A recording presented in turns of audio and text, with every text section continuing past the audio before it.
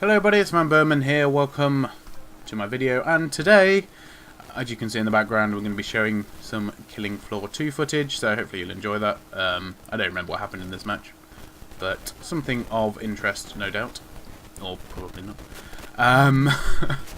Anyway, the point is, I want to talk about a game that's coming out this week, later on this week. As you will all know, it's The Witcher 3. And I'll be honest, in 2 days' time, I can't wait for The Witcher 3 to come out. It is it's one of those games that I've waited a long time for, I guess. I guess when you finish a game, you do sort of then start waiting for the next one to come out.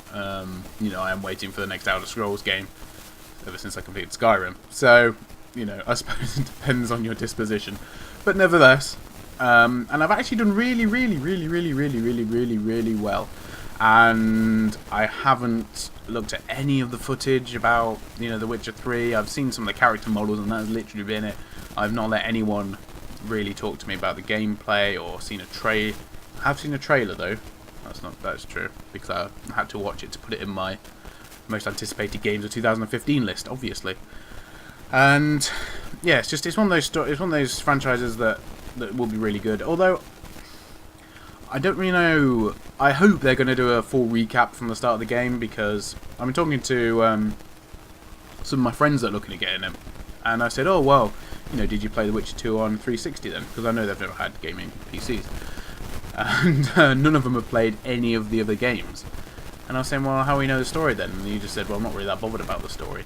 Now, luckily, Project Red have always been, you know, they've always been very focused on the story, and it is a big part of it for them, because obviously there is, I believe there's comics, isn't there? Comics and novels for The Witcher, or effective, and you know, they're quite keen to push that. So hopefully, you know, they obviously will realise, you know, this game's got a lot of hype, as it is called The Witcher 3. There is going to be a huge backstory to it, so I do hope that they go through and recap it and just simplify it a bit for everyone who's not played the first and second one.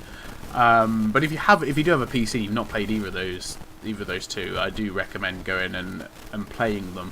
And probably not now. I mean, it's probably a bit late because, you know, we're only 2 days before The Witcher 3 is going to come out, and I think even if you speed ran it, you wouldn't be able to complete those two in time and garner enough information from it in order to fully understand the story at this point.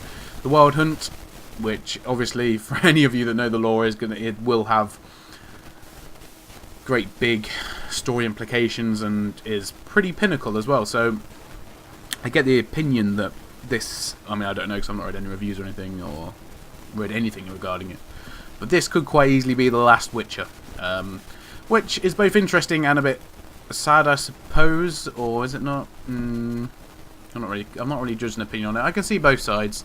You know, it finishing and ending and Project Red coming on to something else would be really good. But then the other side of it is, you know, when you've got quite a strong IP like The Witcher, then, you know, to carry on with it must be quite tempting. You know, you sort of see that in the Metal Gear Solid franchise, and, you know, in, well, I suppose Final Fantasy to an extent.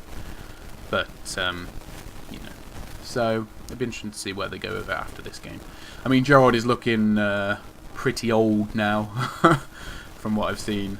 So I know he's a Witcher, but you know, they still do age. That's the point of all that.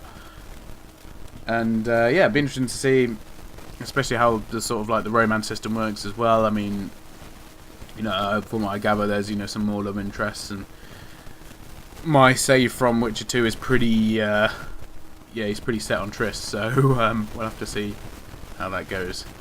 Although, of course, I also was with a redhead at the time as well. So anyway, we won't go into that because, yeah, we won't. Anyway, I'm hopefully going to be putting up some Witcher 3 footage. I don't really want to cover the story too much. I always do really want to do a review, and then I realise I just haven't recorded the right footage to, you know, sort of like explain and show off the bits that I want to. So, you know, the game's pretty open world, so I probably will do some open world stuff, you know, show off a few of the techniques or secrets, if I find anything like that. Not normally something I do share. But yeah, anything interesting, I will be putting that up. So I might just enable shadow play and do it that way. And then, you know, if anything does come up in the game, then... Which one of the things I really like about shadow play is that you can sort of record the last however many minutes, so it constantly records, and then will only save when you decide to save the last few minutes. And then obviously you have to put my voice over it, I suppose. Anyway, guys, I hope you've enjoyed this video. I'll be probably using some more Killing Floor 2 footage for other videos where I just speak about random stuff for no apparent reason.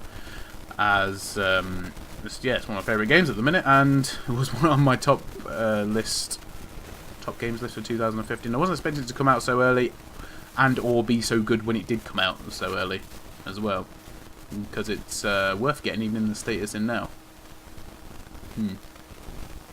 Someone actually doing early access right, maybe. I won't hold my breath though. Anyway, guys, thank you for watching, and I'll see you all very soon. Goodbye.